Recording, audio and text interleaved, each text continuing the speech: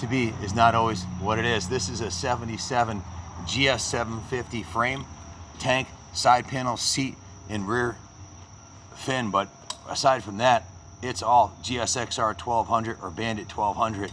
And it's kind of a, it's a very visceral experience driving this thing, man. Riding this thing, it absolutely hauls ass. It will wheelie in all 3 gears, pin the speedometer. It's an absolute rocket ship. But it looks like a 77 GS750. This is one of 2 known to exist. The other one was Jeff Castine's, the Manic Mechanics. In fact, the Manic Mechanic worked on this one also. I'll go over his work order, what he's done to it. But just a spectacular conversion done by a mechanical engineer with the know-how to pull it off. And I asked Jeff, how long did it take you to build yours? And he said 3 months. He did it one winter. He had about 500 hours into it. And I asked the mechanical engineer who built this one. He said the same thing, 3 months, 480 hours. I don't know who built theirs first, whether Jeff built his and he saw it in the magazine and copied it, but I can tell you this, you can't, unless you're a multi-millionaire, you can't afford to have a shop do this kind of work for you. This can only be described of as a labor of love and an obsession for the 70s style, but the 2000s era superbike power GSXR 1200, one of the finest superbike engines ever made.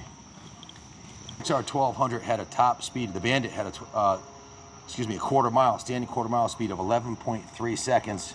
And let's see what else, I'm reading this right off the internet specifications here. 4-stroke transverse 4-cylinder double overhead cam, 4 valves per cylinder. It was made from 98 to 02. Has 4 key and CVK32 carburetors, digital electronic ignition, electric start, over 100 horsepower, and 72 foot-pound of torque, 5-speed transmission. So from there, you add on the Yoshimura pipe, the open carb, so well over 100 horsepower, low 11-second quarter mile, top speed somewhere in the 145 mile an hour plus, but it looks like a 77 GS. So only an engineer, madman scientist would take on a project like this. Jeff Castine fits that bill, and the guy who built this bike fits that bill also. Starting at the front of the bike, it's got the Bandit 1200. I think they're 43 millimeter forks in the Bandit rim. The rim was sent out powder coated gold. It's got a brand new Dunlop front tire on it. The 4-piston Nissan calipers were rebuilt. New brake fluid. Superbike bars mounted on. If you check out the mount here, it's a custom CNC machined whole shot bar riser right here and mount. 6,860 miles on the engine, the front end, the swing arm, and the shocks. Actual mileage on the GS750 chassis is unknown because that's the speedometer that came with this engine. I'm going to read Jeff's notes from the work order. The mechanic himself wrote this up. The bike has a 1200cc Suzuki Bandit engine, Bandit front end, rear swing arm and Bandit wheels, and brake system, a signal rear shock, Bandit wiring harness and charging system, Bandit ignition system, 36 millimeter Bandit carbs with individual air filters, and RS3 Yoshimura stainless silencer. If you come around this side, you can show them. It's a brand new Yoshi RS3 stainless silencer. Said it's estimated at 115 horsepower. Really fun to ride, goes fast, handles excellent. Fantastic custom build. He also pointed out today, if you look at the one that Jeff built that we just sold for him recently because he's retiring, he actually modified the front of the frame to bring the engine closer to the front. He said this was done a little bit differently. They actually lengthened the header pipes. See how the header pipes are longer? So they did not have to cut the frame. This is the original factory welds. And if you look on the steering stem, the first 5 letters are GS750. Has the original 750 steering head with all new roller head bearings. The Bandit oil cooler was mounted on the front just like it is stock on the Bandit 1200. But this is a handmade exhaust system here. He said all the welds, and I can show you here, all the welds are aircraft quality, beautifully reinforced. The rear frame of the GS750 here with this triangulated section right here. All the engine mounts are custom made and beautifully done. It's a lot of work. That's why it takes hundreds of hours to build a bike like this. The original Bandit swing arm, shock, rear wheel.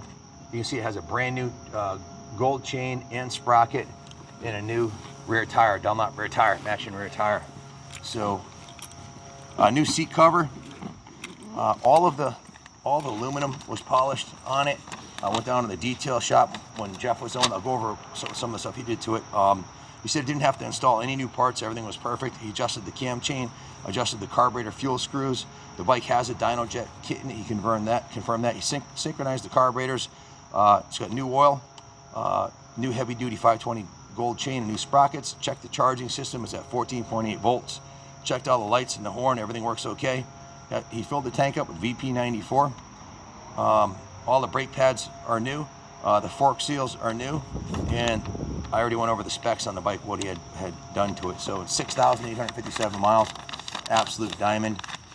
The positioning of these BANDIT pegs on the GS750 frame is pretty brilliant. It has a custom shifting rod here, and it shifts just like you'd expect it to in a GSX R1200 or a BANDIT. It shifts like butter. So these rear passenger pegs are off of the BANDIT. These were mounted on here. All the machining and fabrication work on this bike is absolutely a 10. This bike is a 10. The paint job is stunning on the tank. It was professionally painted and striped. All the tins were painted. The engine was repainted and the frame was repainted. It's essentially a new motorcycle, completely remanufactured from world-class parts and components, melding the best of both worlds, the 70s style with the upright seating position and a nice comfy seat, and all-day riding position with superbike power that didn't come out until 20 years after this original chassis was made. 480 hours is at $150 an hour. Normal shop rates would be $72,000, which is absolutely insane. That's why there's only 2 of these known to exist, because it takes too long to build them. Even at $100 an hour, you're at $48,000. So even at $50 an hour, it's still $24,000. Plus you had to buy 2 motorcycles. So absolutely a labor of love session. Jeff's bike made it into the front cover of a motorcycle magazine, and a big article. The bike was somewhat of a celebrity motorcycle owned by Jeff. This is the same, really the same exact motorcycle with a few different differences in the way it was constructed. And the thing I like about this one is Jeff's was painted to look more like a modern, like a West Cooley replica.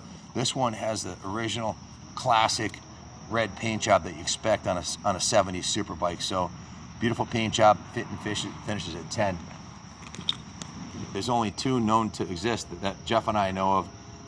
Both of them have been received with critical acclaim. Everybody who's seen them is just like, wow, look at this freaking thing.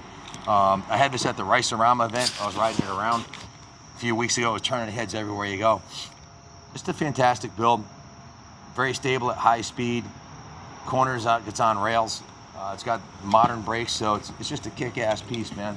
And good luck finding another one. The only other one that was made was just sold to somebody who's not interested in selling it. So this one's up for grabs.